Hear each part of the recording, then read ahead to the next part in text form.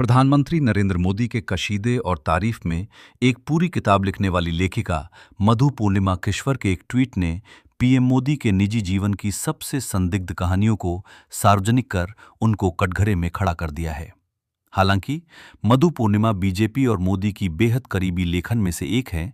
उन्होंने अपने ट्वीट में बताया है कि कैसे बेहद कम पढ़ी लिखी स्मृति ईरानी को विशेष सुविधा के बदले मंत्री पद मोदी के द्वारा ऑफर किया गया था। आपको बता दें, बीजेपी के पूर्व राज्यसभा सांसद सुब्रमण्यम स्वामी ने एक निजी इंटरव्यू में कहा है कि प्रधानमंत्री मोदी अपने कई करीबी बीजेपी की महिला नेताओं को अपने साथ सोने के बदले मंत्री पद और सांसद पद ऑफर करते थे। अब मैं 3-4 नाम महिला के दे सकते हैं जो एमपी बने हैं, वो जाकर सोना पड़ा उनको, उनके साथ, मोदी के साथ एक मिनिस्टर बने हैं सोकर। सुब्रमण्यम स्वामी के इसी बयान पर जवाब देते हुए मधु पूर्णिमा किश्वर ने पूरी स्टोरी एक प्लेटफॉर्म पर ट्वीट कर दी, जिस पर मशहूर यूट्यूब पर ध्रुव राठी ने मोदी के ओ माय गॉड वाला डायलॉग ट्वीट कर चुटकी ली है। मधु पूर्णिमा अपने ट्वीट में रहती हैं, ये बात समझाती है कि मैंने मई 2014 में मोदी के सत्ता संभालते ही उनसे सुरक्षित दूरी क्यों बनाए रखी। मैं उन्हें अपनी किताब की कॉपी देने तक नहीं गई, बस उनके पसंदीदा नौकरशाह भारतलाल के जरिए एक बिना हस्ताक्षर वाली कॉपी भेज दी।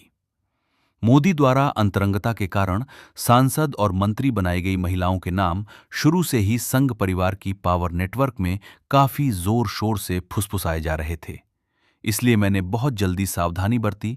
जैसे हरदीप पुरी जैसे लोगों के नाम, जिन्होंने गुजरात के मुख्यमंत्री रहते हुए मोदी को विशेष सेवाएं प्रदान की थीं, वे भी हरदीप और जयशंकर को कैबिनेट में शामिल होते ही धीरे धीरे साझा किए जा रहे थे। 2014 में जब मैं अमेरिका में लेक्चर देने गई, वहां भी उनकी अय्याशी की कहानियां चल रही थीं। 12वीं पास स्मृति ईरानी को शिक्षा मंत्री बनाए जाने ने उन दूसरी स्कैंडल्स को क्रेडेंस दिया जो तब तक जनता की नजरों से छिपे हुए थे। मानसी सोनी वाला स्कैंडल तो पहले ही सुप्रीम कोर्ट पहुंच चुका था। मोदी के करीबी किसी व्यक्ति ने मुझे जेल में बंद आईएएस अधिकारी द्वारा सुप्रीम कोर्ट में जमा किए गए पूरे कागजात दे दिए, जो खुद मानसी सोनी के साथ मस्ती कर रहा था। इसके अलावा गुजरात के लोग, जिनमें मोदी के कुछ करीबी भी शामिल थे, ने मुझे उनके गुजरात सीएम रहते हुए महिलाओं के साथ घिनौने किस्म की लेनदेन की घिनौनी कहानियां सुनाई। और उससे पहले जब मोदी जी प्रचारक और बीजेपी कार्यालयधारी थे, तब की भी ये कहानियां सुनकर मैं उनकी मौजूदगी से इतनी घृणा करने लगी कि मैं उन कार्यक्रमों से भी बचने लगी, यहां तक कि शादी के रिसेप्शन से भी, जहां मोदी के आने की संभावना होती थी।